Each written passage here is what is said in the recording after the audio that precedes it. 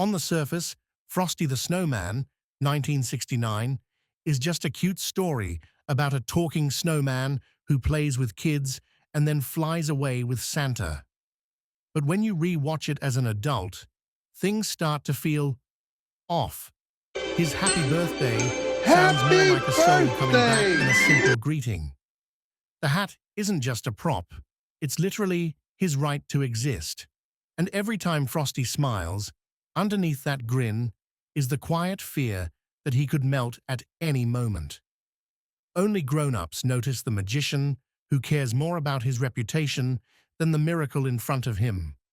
The cold train conductor who throws a snowman and a child out into a blizzard just because they don't have tickets. And Frosty's repeated pattern of sacrificing himself so everyone else can stay warm. Behind the catchy song and the cozy snowy scenes is a main character who always knows he's going to disappear, but still keeps smiling so the kids can believe, for one more Christmas, that the magic is real. In this video, we're going to uncover 18 of the strangest hidden secrets in Frosty the Snowman, 1969, that you only notice once you've grown up. Part 1. The moment Frosty realizes he has woken up. When the hat is placed on his head, Frosty's coal eyes blink, his mouth widens into a grin, and the very first words out of him are, "Happy birthday." None of the children question why a being that has just appeared speaks as if he's reborn, not newly born. Only Frosty feels how strange it is. In that instant when snow, hat, and magic meet, something flares up inside, an odd sense of, "I've been someone before," and then slips away, leaving behind only a cheerful innocence with no past. As an adult, you realize that greeting sounds like the reflex of a soul suddenly summoned back, forced to immediately play the role of a happy snowman, so no one thinks to ask what came before. Part 2. The hat. Ownership or the right to exist. To the children, the hat is just the thing that brings Frosty to life. To Hinkle, it's a prop that defines the career he can't let go of. Every time Hinkle yanks the hat away, Frosty collapses back into a pile of snow, as if his right to exist sits entirely in the grip of one failed adult. He doesn't understand contracts or property law, but he senses one thing clearly. If that man claims, "The hat is mine," Frosty has no say at all. Hinkle's repeated snatching of the hat becomes a grim reminder that Frosty's life can be taken at any moment simply because a grown-up believes, "I had it first, so I'm right." Part 3. A heart of snow, haunted by temperature. From the moment he becomes alive, Frosty is instantly worried about one thing: the weather. He's cheerful and welcoming, but deep inside, there's an invisible number hanging over him. 32 degrees. Every time the sun comes out, or the kids mention spring, he repeats, "We have to go now, or I'll melt." That line, played for laughs, rings like a ticking clock inside his head. He never dares linger too long in any moment of happiness, because he knows warmth, the thing everyone else longs for, is a death sentence for his body. Adults see that his big grin always carries a hidden tension. The more he loves these children, the faster he feels he has to run to safety before the fun ends in a puddle. Part 4. The classroom, the bell, and adults who don't see danger. When the children rush outside to build a snowman, the teacher simply reminds them to wear hats and scarves. No one reacts to the fact that a talking, laughing snowman suddenly appears in the yard, and no one questions it when the kids decide to follow him, all the way to the North Pole. In Frosty's world, adults tend to be absent at the exact moments they're needed most. They show up only to give orders, not to protect. The image of a snowman leading a group of children out the gate, across train tracks, with no adult in sight, becomes a chilling secret you only really notice when you're grown. Responsibility is left empty, filled in by smiles and the easy belief that because it's Christmas, everything will be fine. Part 5. Karen, the child braver than the snowman. To Frosty, Karen is the warm presence that makes him forget he's racing against heat. She doesn't hesitate to climb on his back, ride through the wind and snow, step down from a cold freight car wearing nothing but a light coat. Every time Frosty suggests, "You should go back," Karen quietly chooses to stay, as if she's willing to put herself at risk so he won't feel alone facing his fate. The snowman thinks he's protecting the girl, but each reckless decision she makes draws a different pattern. She's the one who repeatedly accepts danger, just so Frosty doesn't have to walk the road to somewhere safe by himself. Part 6. The freight car, the conductor, and the price of having a place in the world. When Frosty squeezes into the freight car, the conductor is not shocked by a talking snowman. He only cares about tickets. He kicks both Frosty and Karen out into the winter storm simply because they haven't paid, then walks away as if nothing is wrong. From Frosty's perspective, it's the second time he learns that simply existing carries a fee. Either stay stuck in the schoolyard snow or be thrown out of shelter because you can't buy the right to be there. The adult's repeated behavior, from Hinkle to the conductor, sends the same message. If you don't fit the rules, it's better if you disappear, even if that means a shivering child is left outside in the dark. Part 7. Hocus Pocus, a rabbit more ashamed than his own master. While Hinkle keeps demanding the hat, cursing and threatening, Hocus Pocus, the little rabbit, is the first to turn his back on him to help Frosty. Time and again, Hocus tries to fix things, guiding Karen to Santa, pointing the way, panicking whenever Frosty gets too close to heat. From Frosty's point of view, this rabbit is a tiny friend who understands more than most adults. He sees a reversed pattern. The less power Hocus has, the more he tries to do the right thing. The more power Hinkle has, the more selfishly he behaves. The strange secret is that in this sugar-coated world, the only character who consistently feels guilty is a mute rabbit, not the grown man who actually has the ability to say, "I'm sorry." Part 8. The first snowflake melting on Frosty's nose. In the greenhouse, Frosty at first feels the warmth as something pleasant. He smiles, reassures Karen, and tells himself he can handle it for a while. Then the first drops of water slide down. His body begins to shrink. His coal eyes droop. There's no screaming, no gruesome scene. Just a being who realizes pieces of himself are disappearing, still trying to hold a smile so the child won't be more afraid. It's one of the rare deaths in a children's cartoon where the victim knows there is no way to win. Watching as an adult, you understand Frosty doesn't die because of the greenhouse alone, but because of a familiar pattern. He keeps putting others, Karen, the kids, their fun, above his own safety from the moment he stepped onto the tracks. Part 9. Hinkle, an adult clinging to magic only to prop up his ego.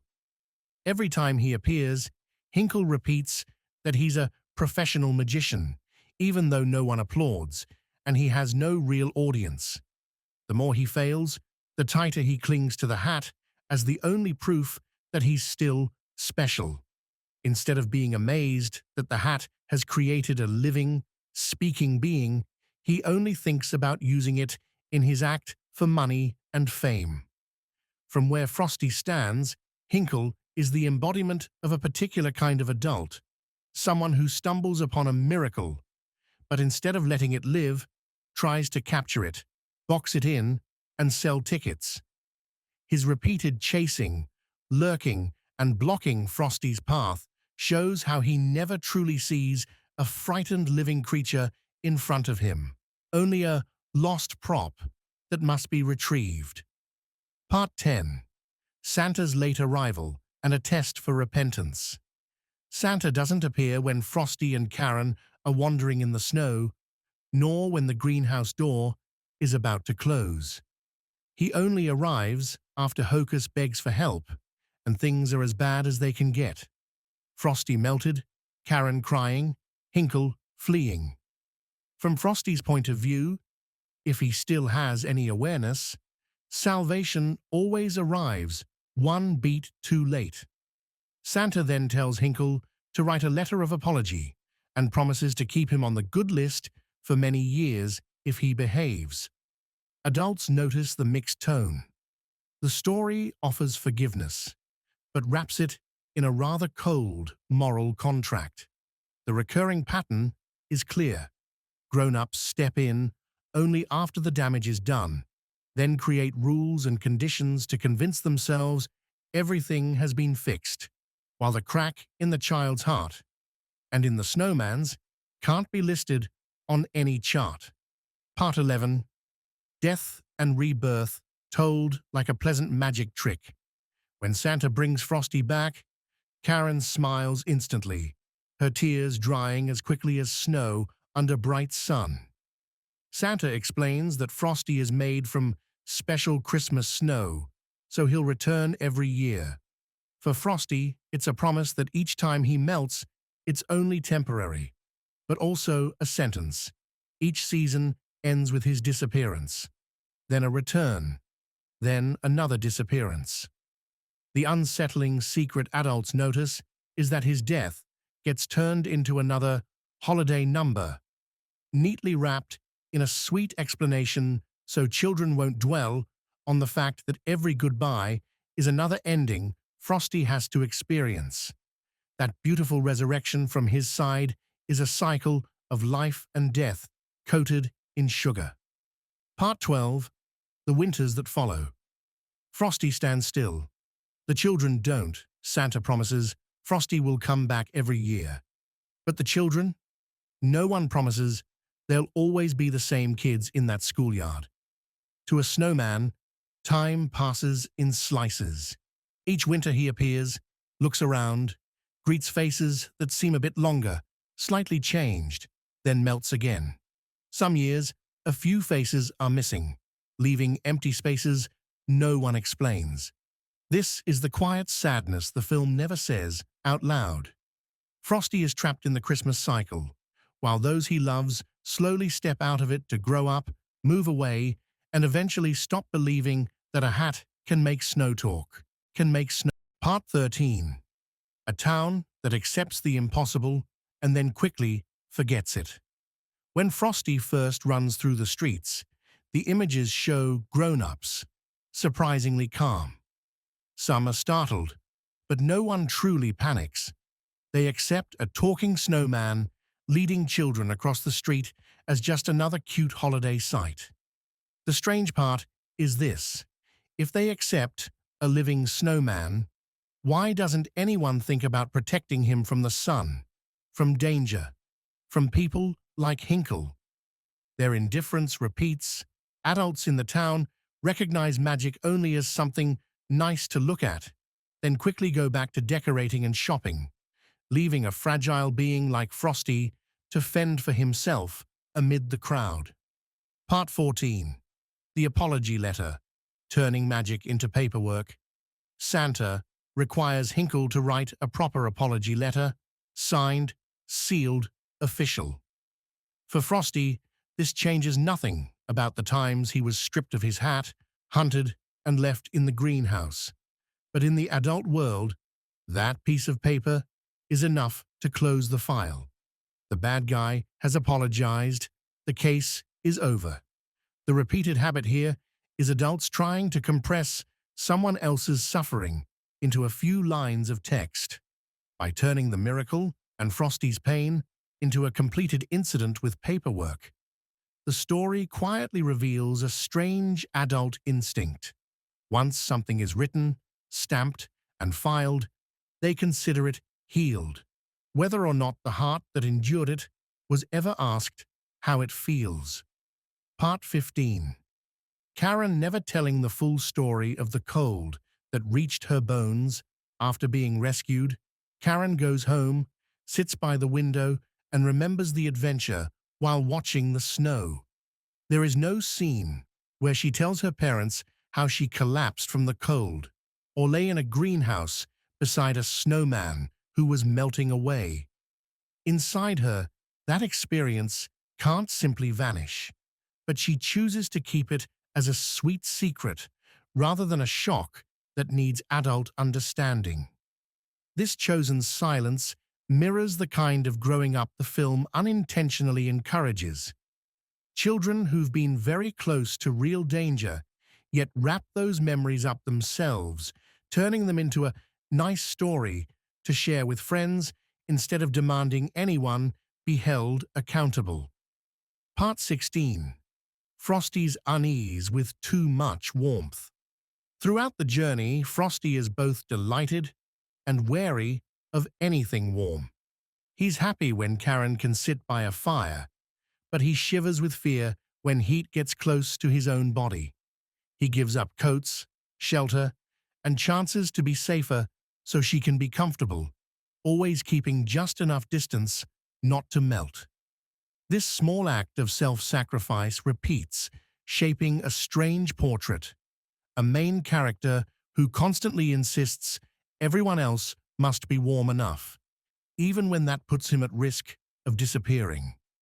Adults see in Frosty's discomfort with warmth something very human. People who've been hurt often crave closeness, but every time they measure distance carefully so they don't melt one more time. Part 17. The song that defines the snowman. Whenever the kids sing Frosty the Snowman, he seems to slip right into the role, spinning, dancing, doing exactly what the lyrics describe. It's as if he believes he must live up to the template the song has written for him. Jolly, silly, full of tricks, never sad for long, never complaining, because he's made of snow. His obedience to that melody repeats, becoming an invisible frame around who he's allowed to be. The secret only adults really see is that Frosty rarely voices fear or loneliness, because the song doesn't mention a sad snowman. He carries the children's expectations of a forever fun character and chooses to hide the rest of his feelings, afraid of ruining the tune everyone loves. Part 18. The final parade and the farewell of someone who always knew he'd melt. In the final moments, Frosty rides with Santa through the sky, then appears once more, leading the children through the snow, waving goodbye, leaving neat round footprints behind. He smiles. No one hears any sigh underneath. But inside, Frosty understands better than anyone that each season has an expiration date. He doesn't ask what next year will look like, or whether Karen will still believe enough to call him back. He just waves and finishes his role as the snowman of this Christmas. Adults recognize the strangest secret here. Frosty isn't a hero who defeats death. He's a being who accepts living fully, even while knowing he will melt, repeating that cycle of appearing and fading over and over, just so children can keep believing for one more year that when the snow falls and the hat is placed on his head, the magic is still real.